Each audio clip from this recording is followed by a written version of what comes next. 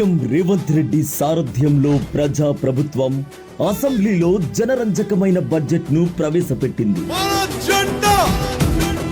ఏకంగా 2,91,159 కోట్ల రూపాయలతో ప్రజోపయోగ పద్దును రూపొందించింది. వ్యవసాయ రంగానికి అత్యధికంగా 71,659 కోట్లు కేటాయించి తమది రైతు పక్షపాత ప్రభుత్వమని చాటుకుంది. దేశంలోనే తొలిసారిగా రైతు కూలీలను గుర్తించి వారికి ఏటా 12,000 రూపాయల ఆర్థిక భరోసా ఇవ్వనుంది. ప్రజా సంక్షేమం, రాష్ట్రాభివృద్ధి ధ్యేయంగా తయారైన బడ్జెట్ దేశానికి ఆదర్శంగా నిలుస్తోంది.